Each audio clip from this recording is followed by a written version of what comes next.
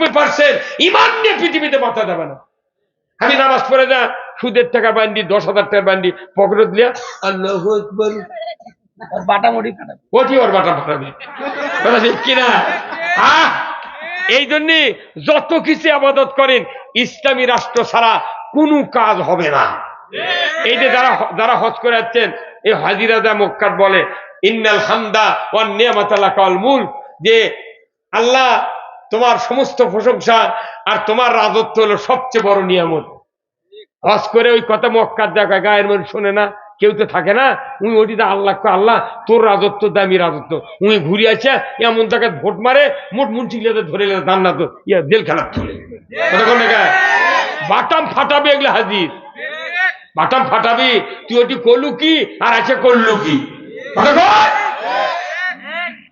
হজ করার উদ্দেশ্য ইসলাম বিজয় করা, নামাজ পড়ার উদ্দেশ্য ইসলাম বিজয় করা, রোজা করার উদ্দেশ্য ইসলাম বিজয় করা, কুরবানি করার উদ্দেশ্য ইসলাম বিজয় করা।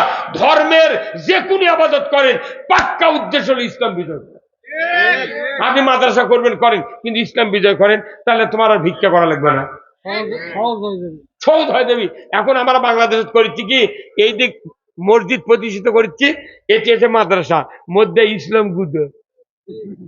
যে কামে মাদ্রাসা মসজিদ টিকে থাকবি, এই কাম বন্ধ করে ওই খালি মসজিদ করছে মাদ্রাসা করছে। হাসিনা কম মসজিদ করছে 560টা, আবার মুলিবর্গ ফাঁসি দিতে, ওর মসজিদ করে 4 আনার সব নেই। 4 আনা আল্লাহ কোরআনে কথা, সূরা বাকারা সূরা মুহাম্মাদের 1 নম্বর আয়াত, আল্লাযীনা কাফারু ওয়া সাদ্দু আন সাবিলিল্লাহ আদাল্লাহু আমালাহুম। আমার আল্লাহ বলেছেন অবিশ্বাসী যারা, তারা আল্লাহর আইন মানবে না, যাকাত ফরজ মানবে না, চুরি হারাম মানবে না, জিনা হারাম মানবে না, পর্দা ফরজ মানবে না, এরা অন্যায় অবিচার অন্যায়গুলিকে অন্যায় বলে মানবে না, এরা অন্যায় নাম অন্যায় চালু করে ন্যায় বারণ করবে।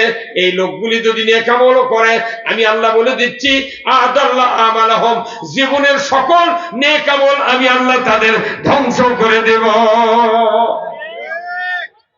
সব শেষ। কেন শেষ হচ্ছে? এই যে আজকে গেল শনিবার, তাই না? কালকে জুম্মার নামাজ পড়েন না আপনারা? এই যে ইমাম সাহেব, আপনি ইমাম তো, আপনি যে খুতবা পড়েননি, খুতবাতুল হাকাম, ওয়া সুলতানু জিল্লুল্লাহি ফিল আরদি মান আহনা সুলতানাল্লাহি ফিল আরদি আহনাহুল্লাহ। হাদিস পড়েন ভাই, খুতবাতুল হাকাম এর মানে জনগণ কতদিন কোন দিন সভাপতি বলছে যে আল্লাহ রসুলের হাদিস হলো রাষ্ট্রনীতির হাদিস। রসুল বলছেন যে ন্যায়পরায়ণ শাসক আল্লাহর ছায়া সদৃশ্য, যে বা যাহারা ন্যায়পরায়ণ শাসক কায়েমের বিরোধিতা করলো, তারা যেন আল্লাহর বিরোধিতা করলো। আচ্ছা কোন তো বিটিক বিয়ে দিছি, পালসার গাড়ি দেওয়ার কথা, এখন কচি বা 6 মাস পর পালসার গাড়ি দেবো, বা এনা ধানটা কাটায় আলুটা তুলেই দেবো, কিন্তু বিয়ে দিছি বিটিক তুলে লেদা 2 মাসের থেকে পিঠ পেল লেগেছে। বিটি 3 দিন পর খালি মোবাইল করে, আব্বা জাউই কেমন খালি পিঠ দিতে। আচ্ছা জাউই যদি বিটিক পেটে ওই আর ওই হুন্ডা দিবার দিবি? এই কতক্ষণ দিবি? আমাকে অবস্থা আগে কি মসজিদের যা নামাজ পড়ে আছে আল্লাহর রাষ্ট্র কায়েমের জন্য বিরোধিতা করে, আর আল্লাহ নবী কথা ন্যায়পরায়ণ শাসক কায়েমের দ্বারা বিরোধিতা করে। ন্যায়পরায়ণ শাসক কাক কয়? কোরআন দিয়ে যারা দেশ চালায় তারাই হলো ন্যায়পরায়ণ শাসক। জনগণ ঠিক কিনা? ন্যায়পরায়ণ শাসক কায়েমের বিরোধিতা করলো, ওই তাহাজ্জুদ, কুরবানি, ইতিকাফ, হজ, উমরা করে আল্লাহ কথা আল্লাহ তুই কবুল কর, আল্লাহ কথা তোর বাপের দাও কবুল হবে না। তুই আমার বিরোধিতা করে আমার কাছে দোয়া মারা, তোর বাটাম ফাটাম বলি। ভাইরা আমার, দুঃখের বিষয় আজকে বাংলাদেশে সব মানুষ ইমানদার, মাত্র 2 কোটি মানুষ আছে অমুসলিম। আজকে অমুসলিমেরাও ইসলাম চাই, ধরে কর মারহাবা। সারা বাংলাদেশে আমার জীবনে কোনোদিন দেখি নাই হিন্দুকে মন্দির মুসলমান পাহারা দেয়। এবার দেশে 5 তারিখের পর থেকে পাহারা দিতে, আমরাও পাহারা দিছি। আমাকে হুজুর তুমি একটা হুজুর মন্দিরত গেলে একবারে ওরা ওরকে তোরাই ভাঙবু, তো তোরা ভাঙ্গি আমাকে নাম দিবি, তোর করে পথ দিবে গেছি ওর করে তখন কইছে বাপরে যুক্তি ভাই তুই বেন নে, আমরা যাওয়া তোরা ভাঙতে পারেনি। তাই একটা ইস্যু তুলেছিল, ধরে পেটন দিছে, ধরে দেখে যে ওর কেড়ে লোকই। তখন হিন্দুরা কথা যে যতদিন আমরা নির্যাতিত হচ্ছি, কোনোদিন জামাত শিবিরের লোক আমাদের মন্দির ভাঙ্গেনি, কোনো বাড়ি ঘর পড়ায়নি, তোরাই ভাঙ্গু তো, এইবার ফাটিয়ে দেবো আমরা। কথা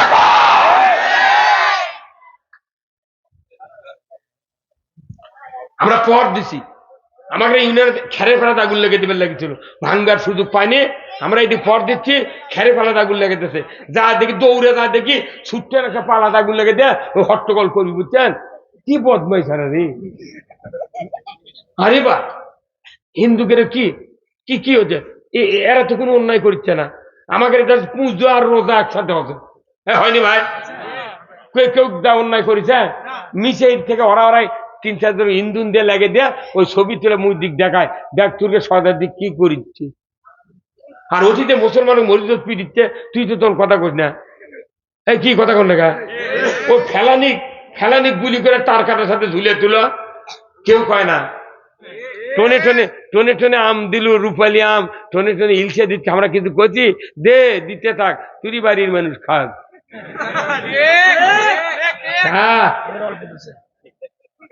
না, এই বাংলাদেশে যেদিন ইলসা খাওয়া বাদ দিয়েছে মানুষ, সেই দিন ডায়াবেটিস বাড়িছে।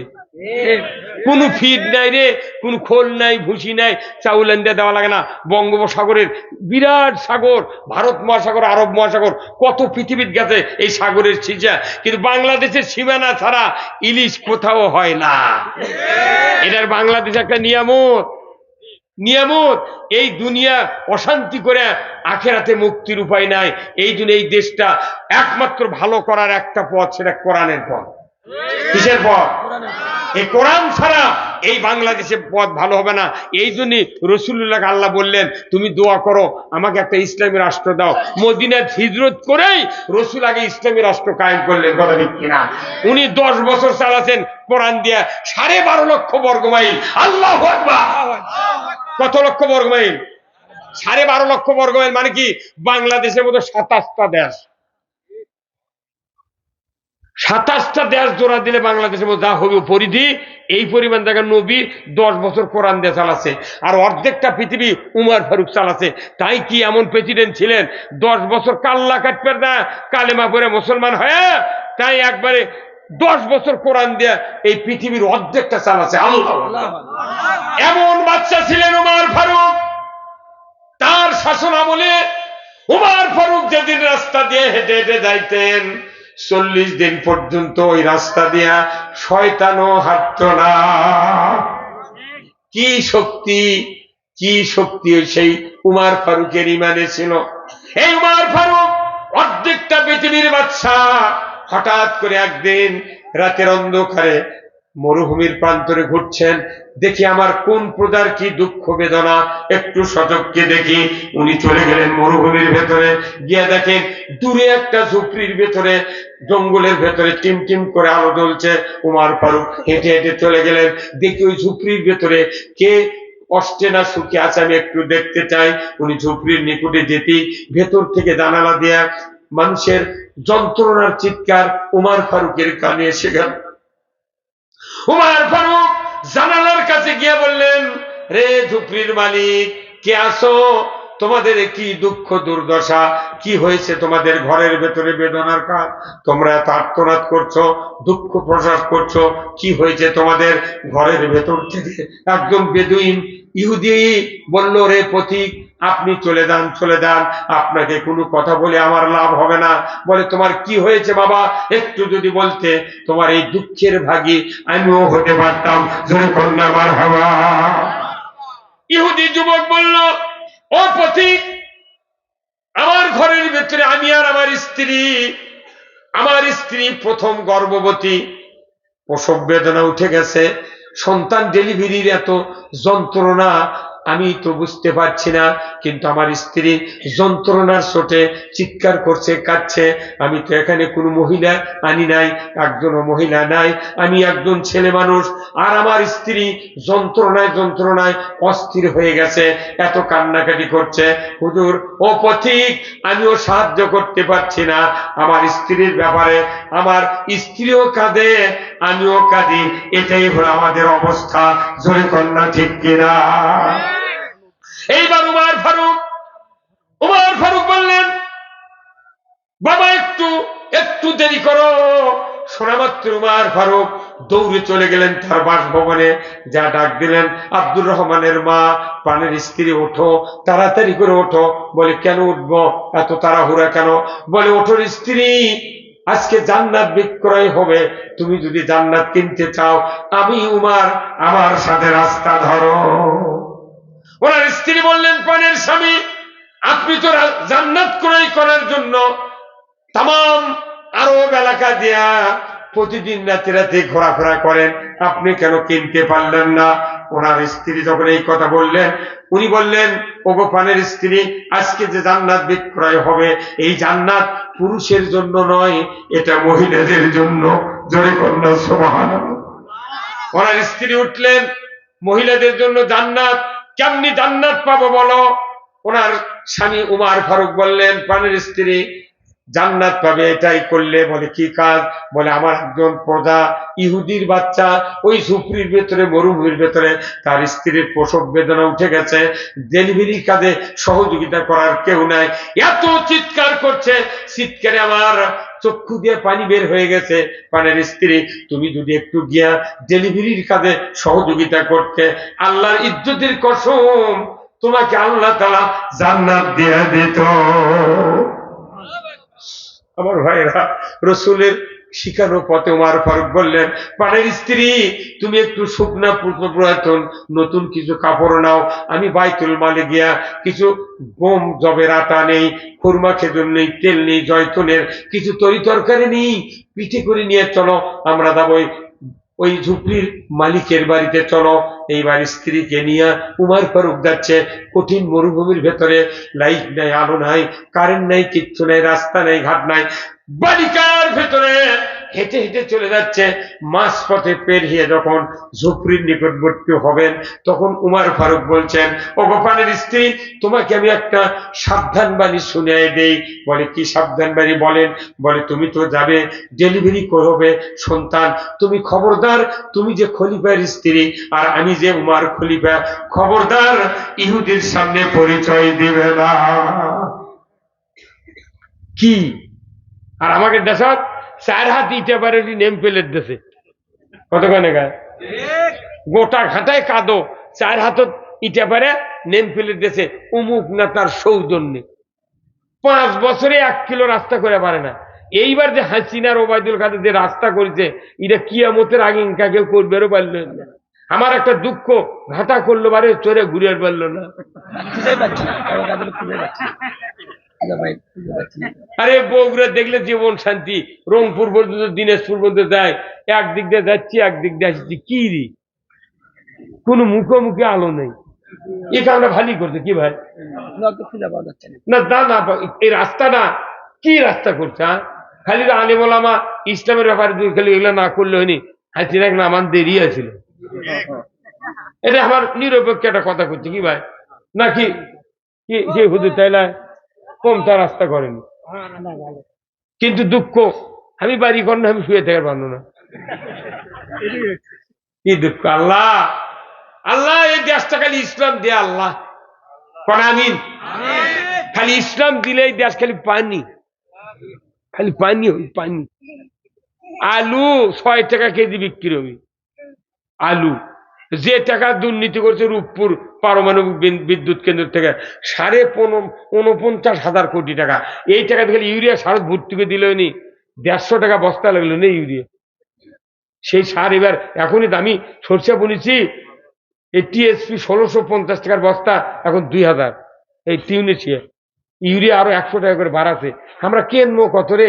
আমরা কিনে কিনে আবাদ করে ওর ভাত জোগাচ্ছি, একটা দিন সংশোধন করলো না যে অ্যামেস্টার টপের দাম কমা হয় না, ভর্তুকির দাম, ওই ভিড় দাম কমা, কোনো কেউ কিছু করছে না। জনগণ মরে বুদ্ধ হলো সার কিনে ভেউ আবাদ করে, আর ওকে খালি টাকার দা কোন রে।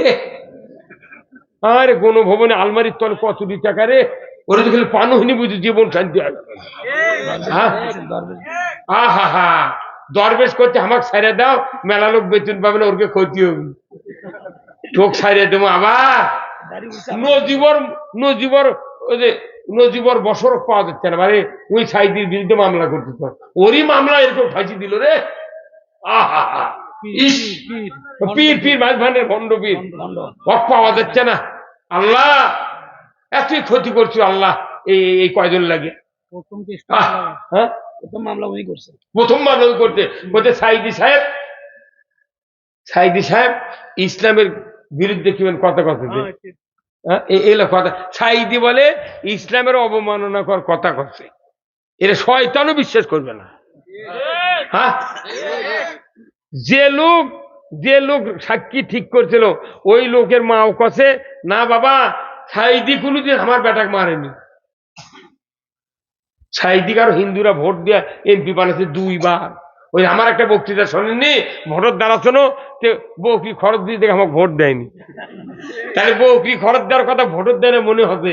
আর সাইদি যদি এত মানুষ মারে ধর্ষণ করে তাহলে 2 বার ভোট দেয় কত টাকা।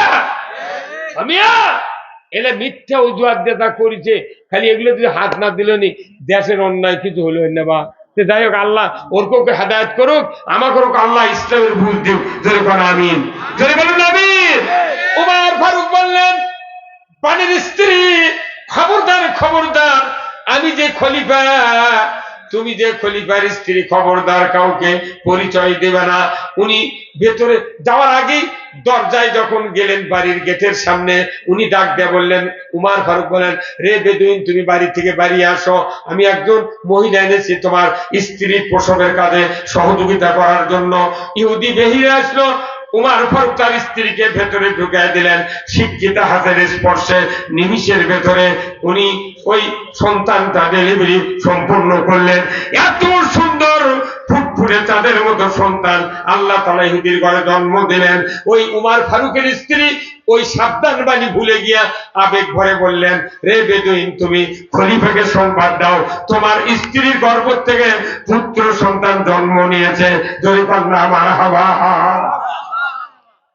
এত সুন্দর সন্তান উমর ফারুকের স্ত্রী দেখে কলজা ভরে গেছে, কি রে ইউসুফ নবী লাগান বেটা ইহুদির ঘরত। তখন যাহা কাছে খলিফাকে সংবাদ দাও, তখন ওই ইহুদির কলজা কাঁপে গেছে। কে রে খলিফা মানে কি? এই শেরপুরের খলিফা কারা? যারা কেসি দেখা উর কাটে কাটা কাটে গা। আর মক্কা মদিনের খলিফা তখন কে ছিল? উমর ফারুক আমিরুল মুমিনিন। তখন এই ইহুদির চিন্তা হচ্ছে, কে রে খলিফা তো উমর ইবনুল খাত্তাব ছাড়া কেউ নাই। কিন্তু ওই উমর ফারুক একটা গাছের ওই খেজুরের গাছের নিচে দাঁড়িয়ে আছে অন্ধকারের মধ্যে, তখন তো রাত পায়নি। তখন ওই খলিফার কথা শুনেই এই ইহুদি চলে গেছে। ওই খলিফা কোথায়? আপনি খলিফা সাহেব কোথায়? কোথায়? আমি এখানে আছি। তখন চলে গেছে, যা মুখের কাছে মুখ লাগাতে দেখে বাস্তবিক উমর ফারুক। সুবহানাল্লাহ।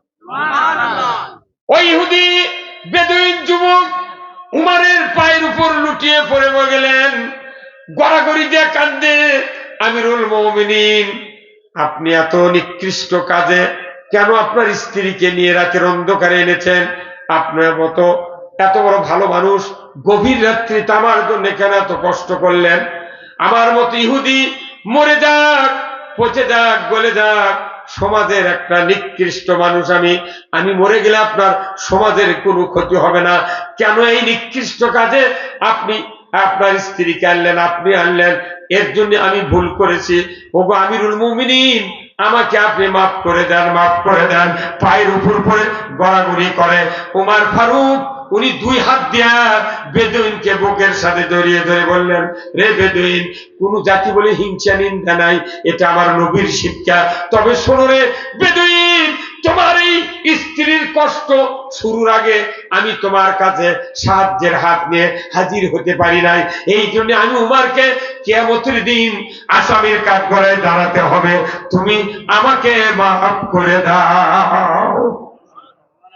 কি কি উদারতা! হ্যাঁ কি উদারতা! আমার হাসরে ময়দানে জবাবদেহি করা লাগবে। তোমার এই কষ্টের আগে আমি আসিনি, আমার দায়িত্ব ছিল এই প্রজার কেউ যদি কষ্ট পায় তাহলে আমাকে হিসাব দিতে হবে যে তুমি আমাকে মাফ করো। এই কথা যখন কথা ইহুদি তখন বুঝে আর সব কি মহান নেতারি, কি মহান নেতা, অর্ধেকটা পৃথিবীর বাদশা রাত্রে একলা একলা গেছে, আর এখন 5,000 পুলিশ নিয়ে হেলিকপ্টার দিয়ে 2 দিক বেড়া দিয়ে তাও করছে যে না দেখো তো ফাঁক দেখে আলু নাকি। কাদের তো খালি মুখের চাপা ছিল, আর এই দিক তো খালি লড়ভর করে, আমি দেখি হিজরা দেখা হাতে ইঙ্গে করে। কতক্ষণ দেখা ওগুলার কাম বাজিছে কতক্ষণ। আমার ভাইরা উমর ফারুক রাদিয়াল্লাহু তাআলা আনহু উনি বললেন, এ বেদুইন, খবরদার খবরদার, আমি যে কষ্টর আগে হাজির হতে পারি নাই, আমাকে তুমি মাফ করে দাও। তখনই বেদুইন বলে, বুঝতে পেরেছি ইসলাম কারে বলে, কোরআন কারে বলে, নবীর আদর্শ কারে বলে। আমি যাব না পিতা মাতার কাছে বোঝাপড়া করার জন্য, যাব না ফ্যামিলির লোকের কাছে, যাব না ভাই ভাগ্যের কাছে, যাব না সন্তান দেখতে। আমার স্ত্রী কি হবে হোক, ওগো আমিরুল মুমিনিন, এই অন্ধকারের ভেতরে আপনি হাতটা বেরিয়ে দেন, আমি কালিমা পড়ে এক্ষুনি মুসলমান হয়ে যাব। আমার হাওয়া হাতে হাত দিয়া, রসুলের সাহাবীর হাতে হাত দিয়া ইহুদি মুসলমান হয়ে গেল। আল্লাহর শুকরিয়া, গত মাসে এই অদমের হাতে হাত দেয়া 5 বিবি নন্দীগ্রামে একজন ওসির সামনে 3 জন মানুষ মুসলমান হয়ে গেছে। আল্লাহু আকবার। 3 জন অমুসলিম আমার এই অদমের হাতে হাত দেয়া মুসলমান হচ্ছে। আমি ওখানে 70,000 টাকা আদায় করে দিচ্ছি।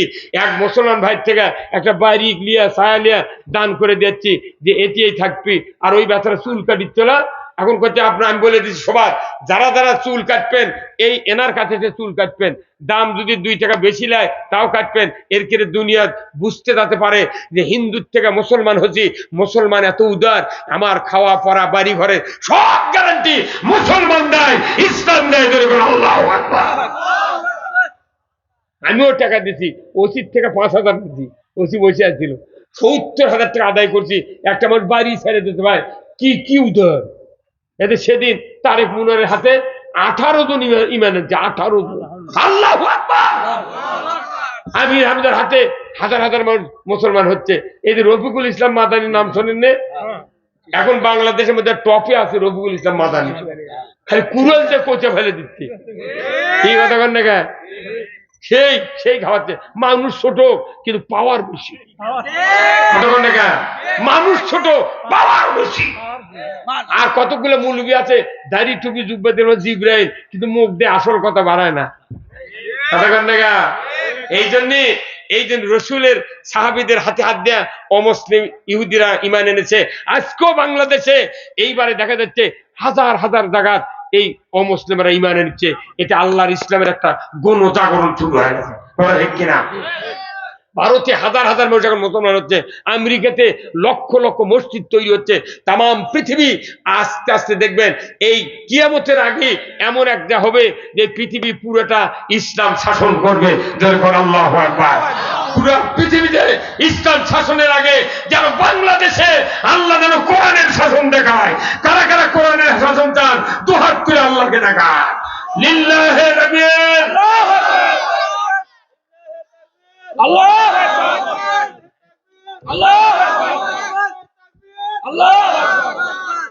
এই যে লিল্লাহি তাকবীর দিচ্ছেন, এই যে করছেন, আপনাকে একটা হাদিস শুনেন। রসুল বলছেন, এই রসুল একটা হাদিস, রসুল জীবিত অবস্থায় দ্বিতীয় যুদ্ধ হচ্ছে কোথায়? ওহুদের যুদ্ধ। ওহুদের যুদ্ধ যখন হচ্ছে সেই দিন ওই মদিনার একটা কাফের ওই যুদ্ধ দেখতে গেছে। আপনাকে কেমন মারামারি হলে বিভিন্ন লোক খালি দাঁড়িয়ে থাকে, দেখে না ভাই? ওই 2 গ্রুপ মারামারি হচ্ছে, ওয়াই থেকে ভিডিও করছে। তো মদিনার যখন যুদ্ধ শুরু হচ্ছে 1000 হচ্ছে মুসলমান আর 3000 লোক কাফের। যুদ্ধ দেখতে গেছে একটা কাফের, কাঠটা কাফের মদিনার থেকে দেখতে গেছে ওই যুদ্ধ যখন দেখতে গেছে। মদিনাতে হচ্ছে 8 কিলোমিটার হচ্ছে পাহাড়, ওহুদ পাহাড়। তুই পাহাড়ের চূড়াতে উঠলে উঁচার থেকে এগুলো দেখতে আরাম লাগে।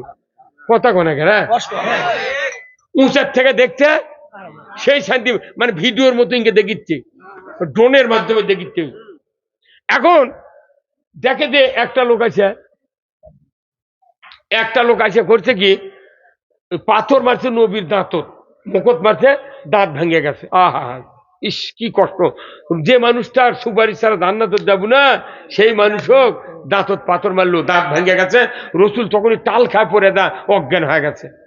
তখন ওই কাপেরটা চিন্তা করতে পারে এই লোকটা না আব্দুল্লাহর বেটা, এই তো আলামিন বিশ্বাসী, কারু ক্ষতি করে না, তে এক দাঁত ভাঙলো কৃষক, এই মনের মধ্যে রাগ করে ওই কথা একই আগে দুনের থেকে তলমু ওই কাপের উই তোর বাড়ির দৌড় মারতে, তোর বাড়ি লেছে ঘোড়া লেছে, ঘোড়ার ফেরত করে উই চলে আসিচ্ছে যুদ্ধ, যা খালি ও কি পিটপি কাক ওই যে দাঁত যায় ভাঙ্গিতে তাকে পিটপি।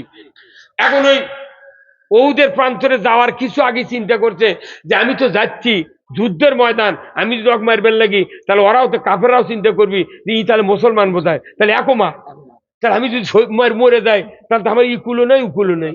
তখন এদিক নবীও তো অজ্ঞানে পড়ে আছে, সাহাবারা যুদ্ধ করিতে কাক দা করছে যে আমার কালমা পড়া, ওই বেকায়দা বুঝা ওই ঘোড়ার উপর ইঙ্গা শাহাদত আঙ্গুলি আলোক করছে, আল্লাহু আকবার, ইঙ্গা আলোক করে কছে আশহাদু আল্লা ইলাহা ইল্লাল্লাহু ওয়াহদাহু লা শারীকা লাহু ওয়া আশহাদু আন্না মুহাম্মাদান আবদুহু ওয়া রাসূলুহু। তারপর কালেমা তৈব পড়ছে লা ইলাহা ইল্লাল্লাহু মুহাম্মাদুর রাসূলুল্লাহ। তখন আল্লাহ কইতে আল্লাহ আমি এখন কালেমা পড়ছি, এখন তো নবীও নেই সাহাবে নেই, কেউ দেখতে পারলো না, তাহলে আমি তো যুদ্ধ মরে যা হয় হবি, কিছু দূর আবার ঘোরালে যা, এখন নামবি যুদ্ধের ময়দানে। তখন আমার মনে মনে করছে আল্লাহ আমি যদি মরে যাই তাহলে আমাকে ইহুদির পাথরের যুদ্ধ হয়নি, কাপের পাথর, তাহলে আমার কি লাভ হবে? অতএব আল্লাহ তুমি আনা, আমি যদি মরেই যাই তাহলে ওহি দিয়ে আনা নবিক জানিয়ে দিও, সুবহানাল্লাহ কারণ ওহি দিয়ে আনা নবিক জানিয়ে দিও।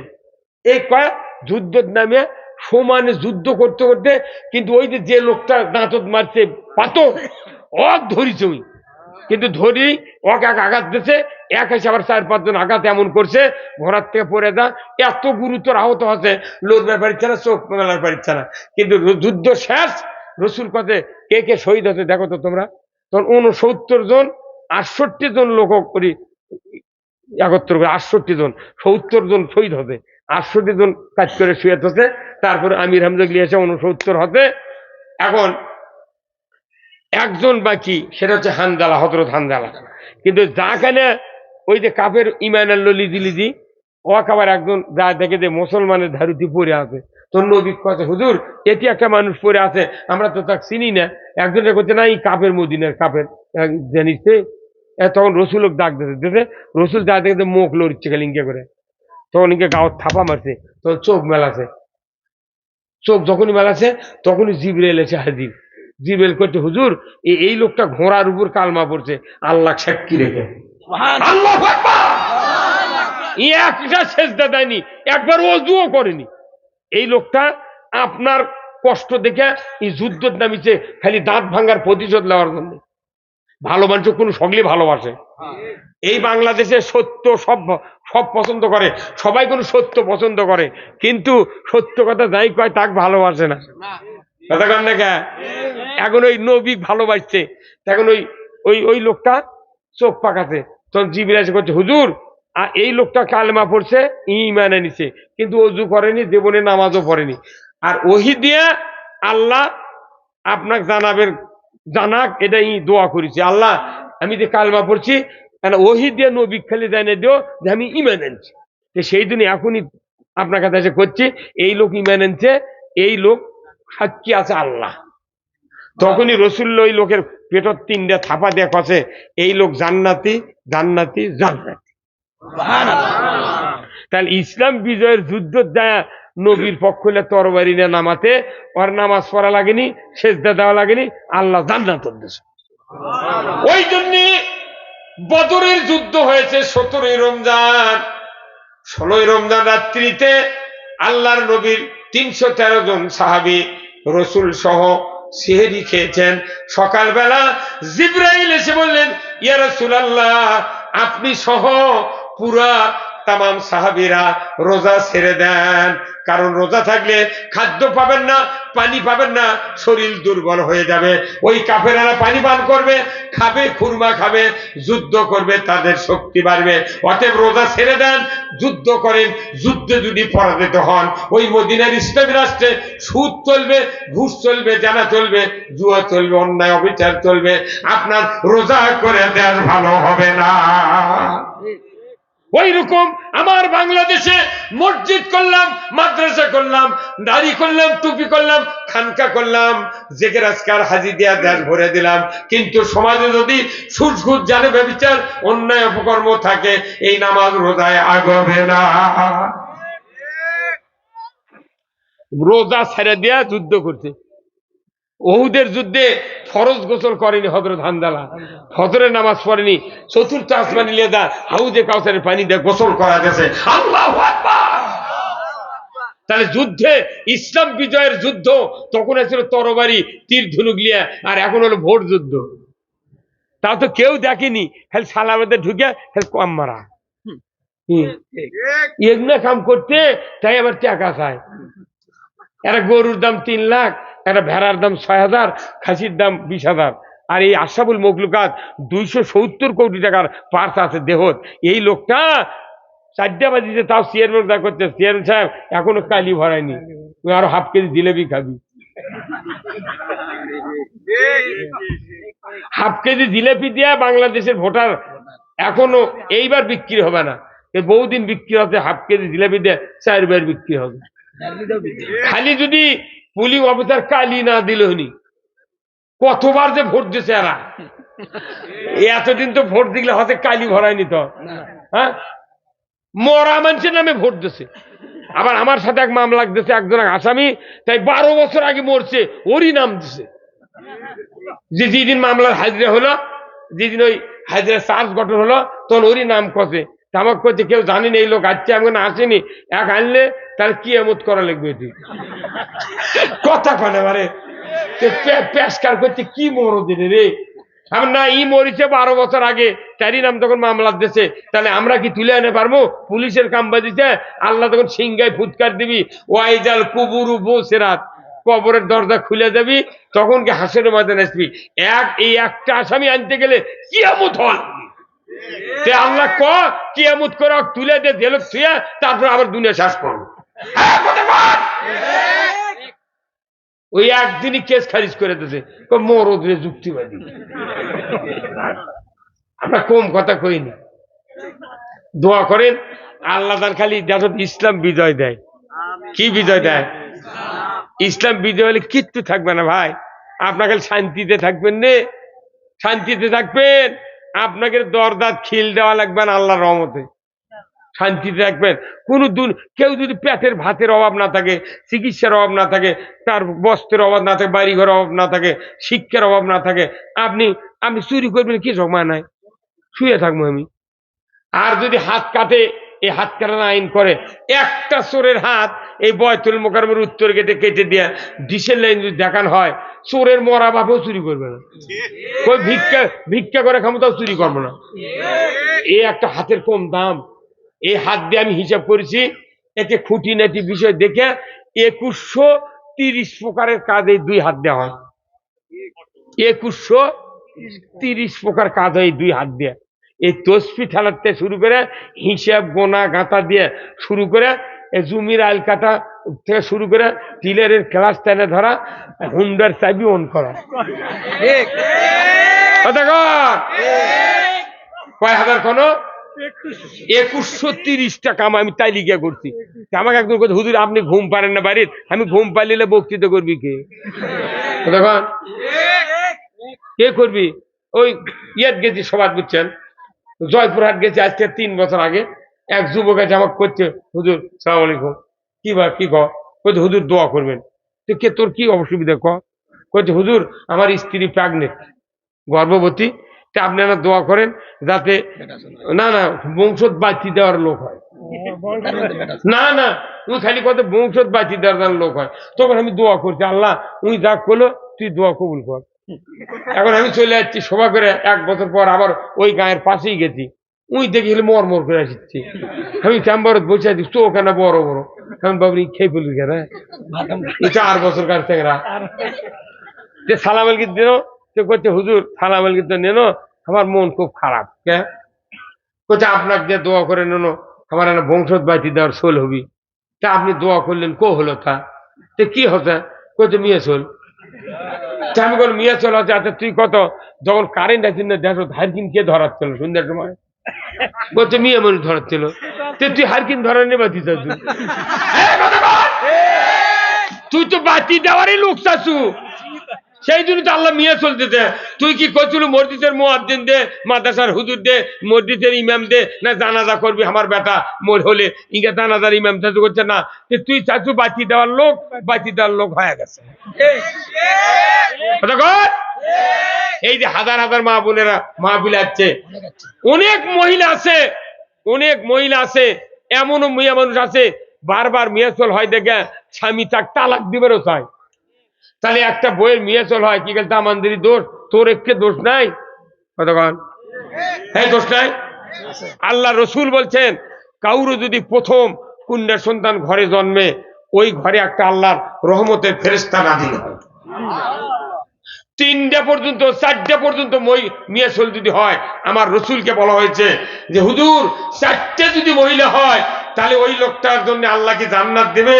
রসুল বলছেন একটার থেকে শুরু করে যত মেয়ে সন্তান ওই মানুষের ঔরসে জন্মিবে, প্রত্যেকটা কন্যা সন্তানও ইসলাম কোরআন পর্দা শিক্ষা দিয়া একটা হাফেজ, একটা আলিম, একটা যোগ্য চরিত্রবান সন্তানের সাথে যদি বরের সাথে পাত্রস্থ করে, রসুল বলছেন তার জন্য যে কয়টা মেয়ে সেই কয়টা জান্নাত আল্লাহ দিয়ে দেবে।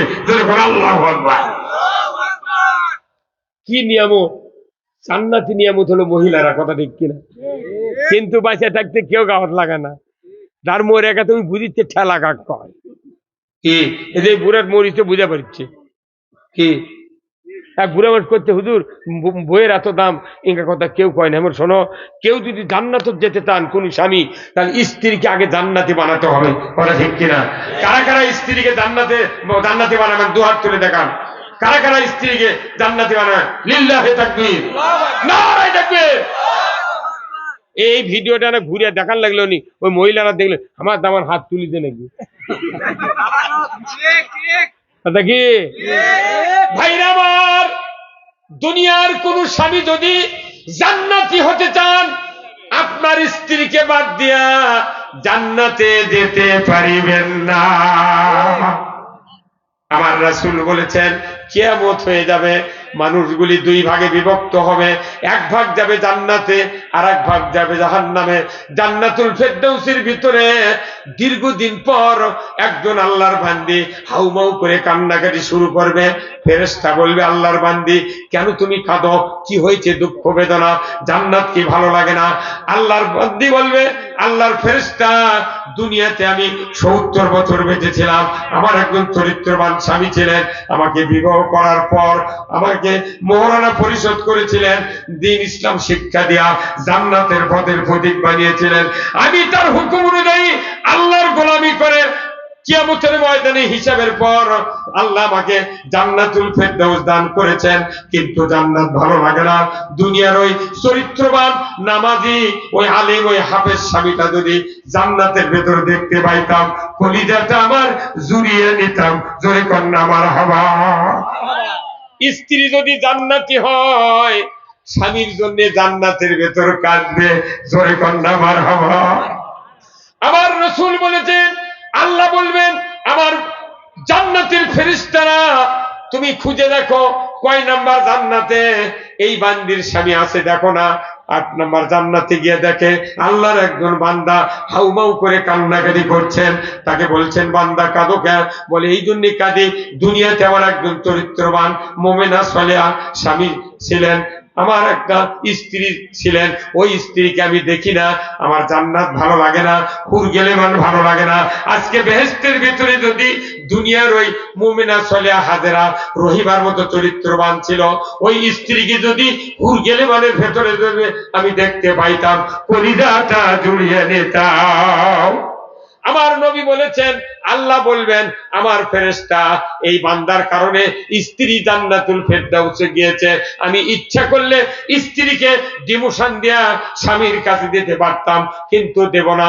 এই স্বামীকে প্রমোশন দেয়া 1 নাম্বার জান্নাতে আমি আল্লাহ দিয়ে দিলাম। জয় কোন মারহাবা। সতী নারীর পতি হয় রে পর্বতেরই চূড়া, অসতী নারীর প্রতি ভাঙ্গা নায়ের গোড়া, খালি পায়ে হাঁটা ভালো, কষা জুতা যারো, দেশ হতে বিদের ভালো, কল্যাণ নারী যারো। নাম হলো ময়না, গাল ফুলে তাকে কথাই কয় না, চিরা গেছে শাড়ি, আজি যদি কিনা না দাও চলে যাব কিন্তু বাপের বাড়ি। মিয়া মানুষ কোনো পা আলোক করে থাকে। মিয়া মানুষ শোনেন, মহিলা, মুরগি আর মুন্সি, মহিলা, মুরগি আর মলবি, এই তিনটে দিকে কোনো মুখ আছে বইলে। আমরা কোনো খুব হিংসুক। মুরগি খাবার দিতে গেলে সগলে কি খুদ ফেলে দিতি, তোরা খাবো, ওই না খায়া মাংনাটা ঠকাচ্ছে, কথা কোনে মানে কথা কোনে। আমি নিজে আমার বাড়িতে এখনো কম 60টা মুরগি আছে, সকালে উঠে মুরগি খুদ দিই, কিন্তু আমি এতই করে লেখাপড়া শিখেছি কিন্তু ঠোকান ছাড়ে না।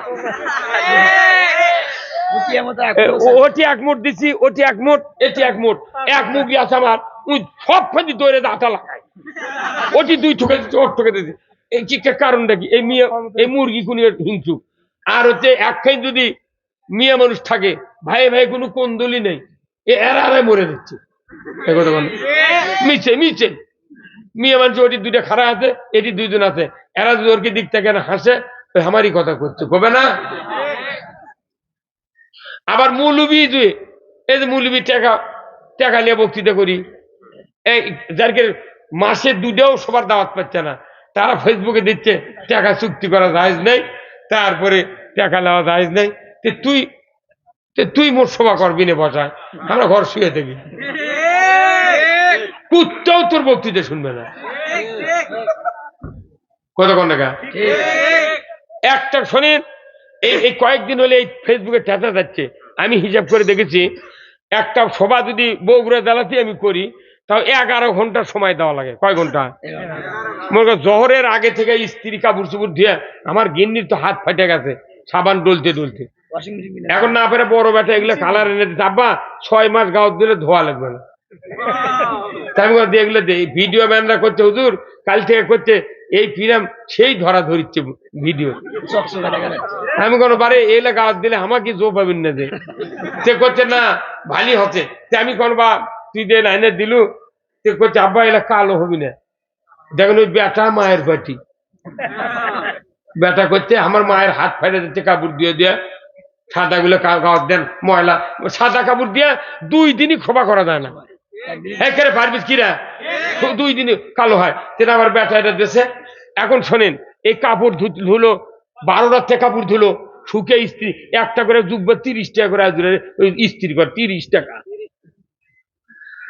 জহরের পর থেকে আমি সুখবাদ বাড়াচ্ছি, চলে গেছি 10:30 পর্যন্ত আমার ঘরের মধ্যে বসতে হতে, তাহলে জহরের থেকে 10:30 কয় ঘন্টা হলো। আবার ওটি থেকে বাড়ির যেতে যেতে আমার রাতে 1:30 বাজবি, গাবতলি থেকে বাড়িতে 1:30 বাজে, তাহলে 11 ঘন্টা। কালকে আমার ঠাকুরগা সভা আছে, 7:30টায় বাড়ামো, 8.5 ঘন্টা গাড়ি চালামো, 600 কিলো যাবো, আমার 250 কিলো 350 কিলো গ্যাসে চলবি, আর বাদ বাকি পেট্রোল কিনে এনে চলা লাগবে। তাহলে 1 লিটার পেট্রোলের দাম 125 টাকা, তাহলে আমার এই কমপক্ষে 150 কিলো যদি পেট্রোল কিনে আছি, তার কত টাকা লাগিচ্ছে? 10-12 কিলো যায় 1 লিটার পেট্রোলে গাড়ি।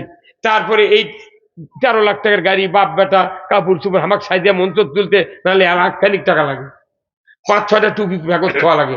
জ্যোষ্ঠী মধু কিনেছি সেদিনকে, 500 টাকার জ্যোষ্ঠী মধু কিনছে, এই যে গাছের ছাল চাবে খাচ্ছি, এই মুখত আসি, তাছাড়া বক্তৃতা করে পারবো না। বয়স হয়ে গেছে 66 বছর, এখনই আগলের মতো দিনকে ঘাও দিই, তাহলে তো আমি বাঁচবো না। তাহলে আমার বউ চল আছে, বাড়ি ঘর আছে, আমার তো করে খাওয়া লাগবে, আমার চাকরি নাই বাকরি নাই, তাহলে কি করে খামো? করছে হুজুর টাকা নেন না, এই কয়ে স্ট্যাটাস দিছে।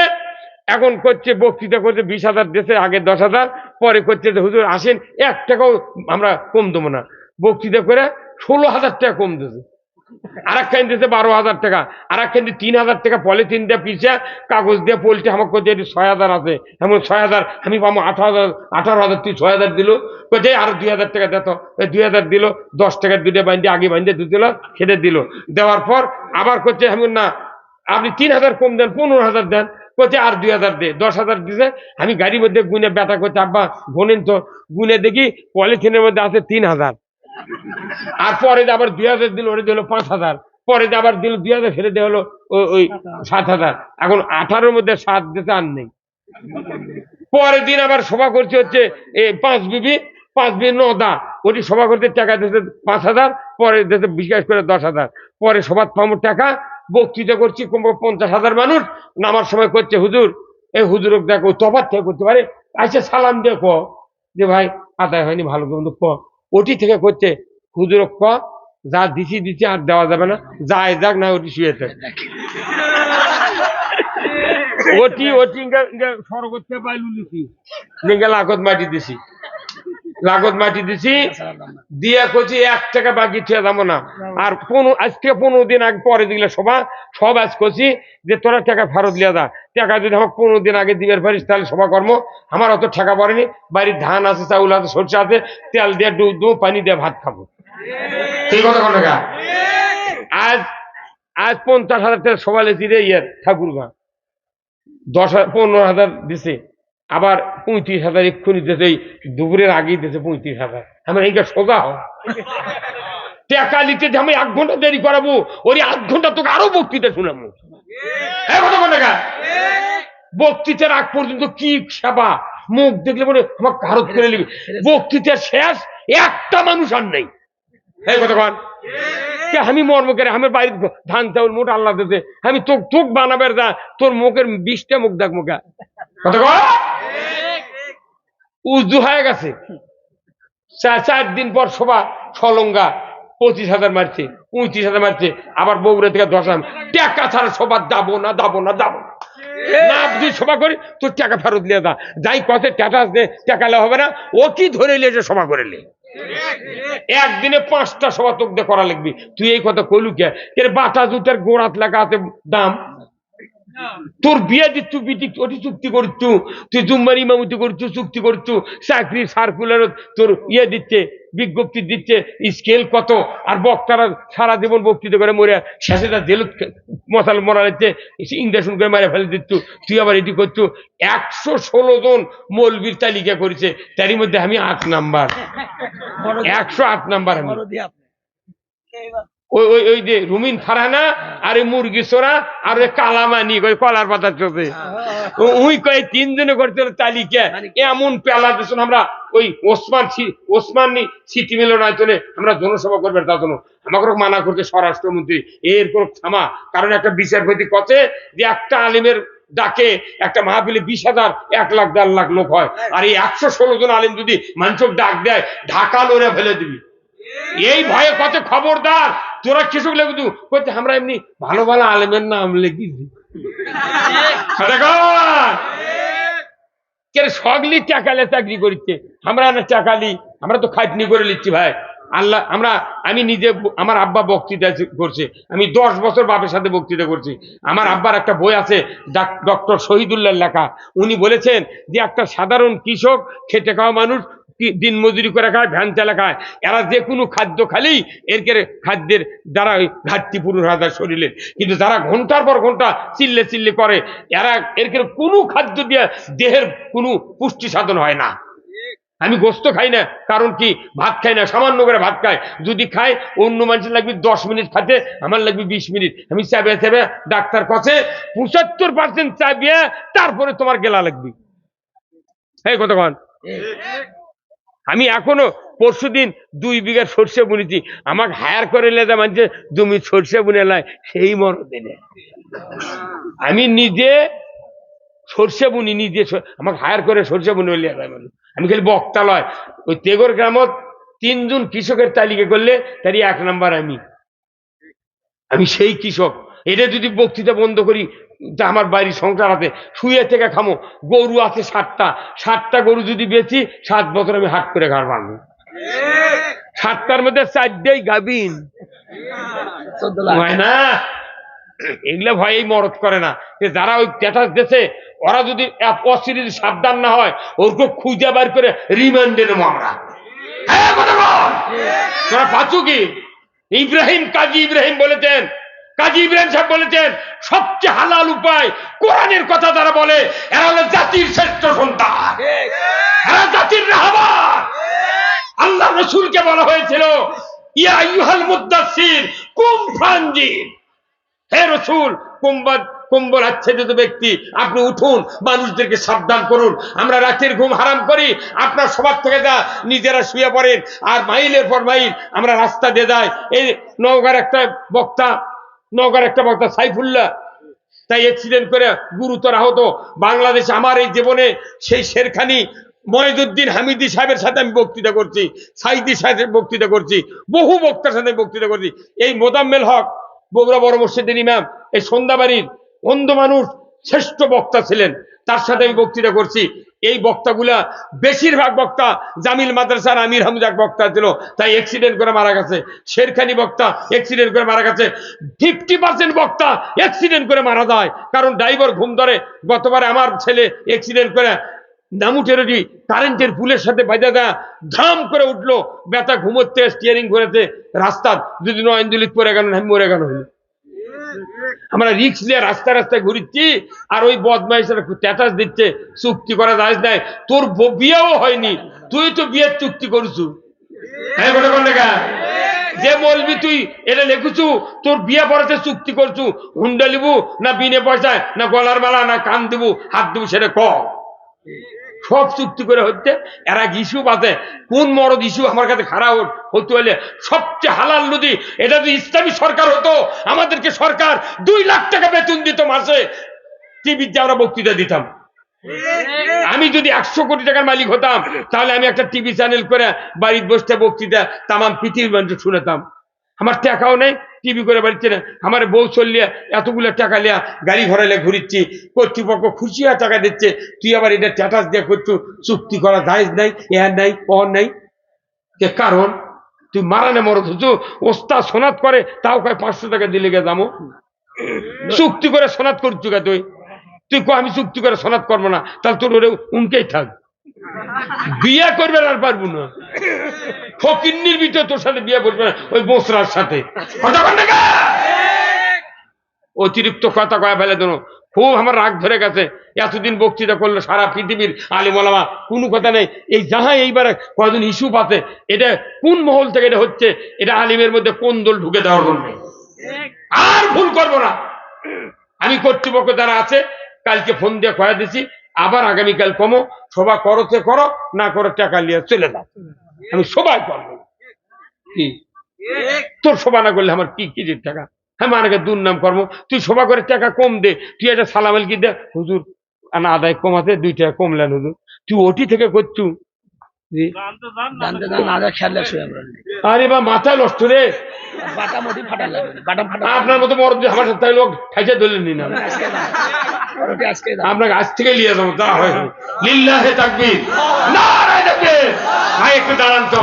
ইয়া নবী সালাম আলাইকা, ইয়া রাসূল সালাম, ইয়া হাবিবি সালাম আলাইকা, সালাওয়াতুল্লাহ। নবীজির আব্বা আব্দুল্লাহ, নবীজির মাতা আমিনা, নবীজির দুদমা হালিমা, নবীজির রওজা মদিনায়। ইয়া নবী সালাম, ইয়া রাসূল সালাম, ইয়া হাবিবি সালাম, সালাওয়াতুল্লাহ। ইয়া রাব্বি সাল্লিম দামান আবাদান নবিকা খাইরি খালকি কুল্লিহিম, বেদের দরুদ সালাম মারগুদিতা নবী নামুদাম, বালাগাল উলামি কামালি, কাসাফাত দুজা বিজামালি, হাসনাত জামিউ খিসালিহি, সাল্লু আলাইহি ওয়া আলিহি। ভাইরা বসুন, ভাইরা।